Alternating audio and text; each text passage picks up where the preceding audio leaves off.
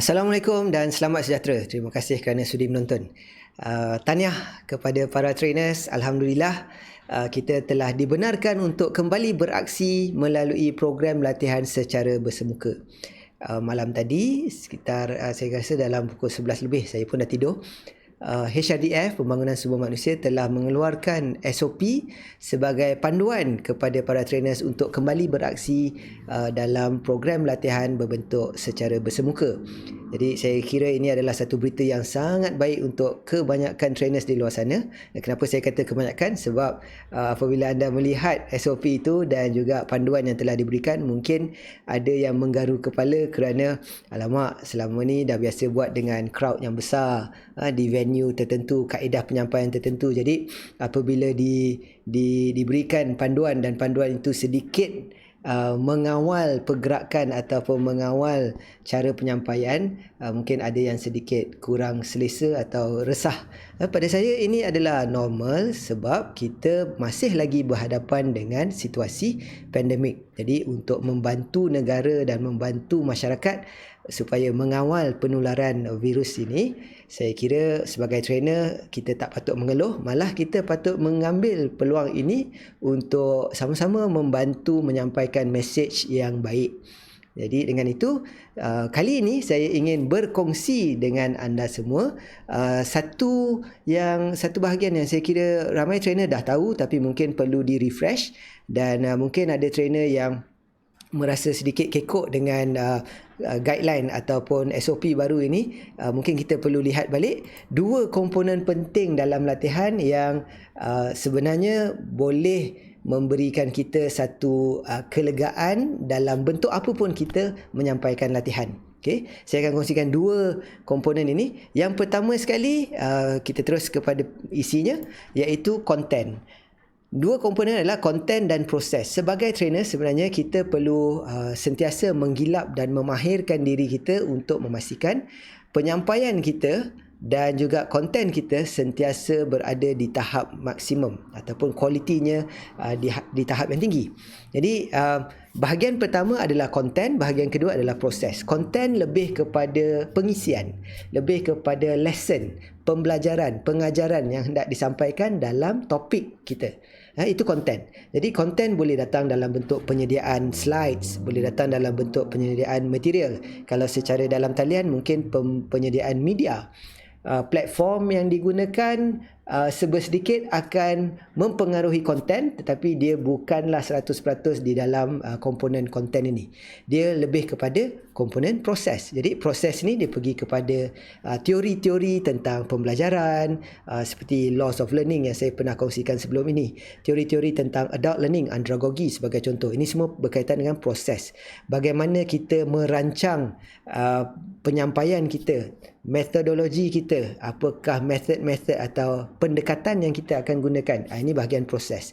Jadi sebagai trainer, sekiranya kita faham tentang hubung kait antara konten dan proses, saya kira melalui platform atau medium apa sekalipun, saluran apa sekalipun, sepatutnya kita boleh insya-Allah menyampaikan latihan dalam suasana yang lengkap. Maksudnya konten bersesuaian dengan proses penyampaian dan proses penyampaian menggunakan pakai konten yang betul. Jadi sebagai trainer kadang-kadang kita terlalu fokus, adalah setengah trainer, tak semua, ada setengah trainer dia terlalu fokus kepada salah satu komponen ni. Mungkin dia hanya terpengaruh dengan satu pemahaman bahawa penyampaian adalah segala-galanya. Maksudnya bercakap kena lancar, perkataan kena bombastik, canggih, articulation, the expression dan sebagainya. Itu sebenarnya bahagian proses. Tak jadi salah. Tapi kalau konten kita tak cukup kuat, konten kita tak solid, maksudnya penyampaian bagus macam mana sekalipun dia akan fall flat. Sama dah dengan konten kita, sebaik mana konten kita, yang terbaik, ilmu yang paling berharga, tapi kalau proses kita menyampaikan konten itu salah, dia tak sampailah. Jadi kalau kita lihat dari segi pemahamannya, perkara-perkara seperti bagaimana menulis dengan lebih baik, bagaimana menyediakan slides, bagaimana menggunakan visual, apakah strategi-strategi dalam kaedah pemilihan warna, penyampaian dan sebagainya, itu konten. Proses lebih kepada mungkin seperti training needs analysis, itu satu proses. Perancangan modul latihan, itu proses. Keberkesanan aktiviti dalam kelas atau aktiviti yang dijalankan, experiential learning dan sebagainya, itu proses. Jadi sebagai trainer, kalau kita melihat bahawa kita perlu perbaiki diri dan kita nak menggilap kemahiran kita, mungkin di sini kita perlu berfikir tentang dua komponen ini. Maksudnya, komponen mana yang kita nak perbaiki. Sebab kadang-kadang kita tak perasan, ada setengah trainer tu mungkin dia hanya lihat satu bentuk penambahbaikan. Maksudnya dia hanya fokus buat konten aja. Jadi dia suka pergi kelas-kelas yang berkaitan dengan konten. Tak jadi salah. Tapi kalau kita tak mahirkan pemprosesan kita pun tak boleh juga. Kalau ada pula setengah trainer yang hanya fokus kepada penyampaian, nak pastikan dia punya training dia tu bombastic dan sebagainya kan, meletup-letup dan sebagainya, itu mungkin terlalu fokus pada proses. Tapi ingat, konten tu sama penting, perlu diseimbangkan. Jadi sebagai trainer, jangan lupa dua elemen ini. Lihat bahagian mana yang kita perlu perbaiki dan jangan salah masuk kelas. Kita kurang bahagian konten, kita pergi masuk training bahagian proses. Kita perbaiki penyampaian kita. Tapi sebenarnya konten kita yang lemah.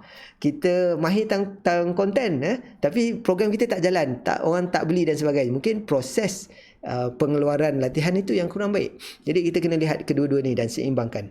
Jadi diharap perkongsian ini serba sedikit membantu anda untuk memahami, dan sementara kita bakal beraksi dengan sibuk dan dengan cemerlang selepas beberapa bulan terkurung, saya kira mungkin inilah waktu yang sesuai untuk kita lihat balik di mana yang kita boleh perbaiki dan bagaimana tempoh yang dikurung beberapa bulan ni, bagaimana ia telah membantu kita untuk menjadi lebih baik dan meningkatkan kualiti latihan kita. Sekiranya anda dapati perkongsian ini make sense dan bermanfaat, boleh like tanda setuju.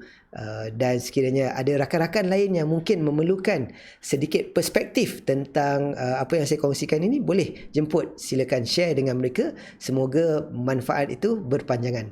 Dan sekiranya anda mahukan konten seperti ini berterusan, boleh subscribe. InsyaAllah dari semasa ke semasa saya akan kongsikan lagi tips-tips ataupun beberapa isu-isu yang mungkin boleh digunakan untuk membantu anda meningkatkan kualiti latihan. Dan sekali lagi saya mengucapkan selamat kembali beraksi kepada para trainers. Dan ingat, walaupun kita beraksi, ikut SOP, ikut guideline, dan paling tidak jangan lupa stay safe untuk semua. Alright, sekali lagi terima kasih kerana sudi menonton. Assalamualaikum warahmatullahi wabarakatuh.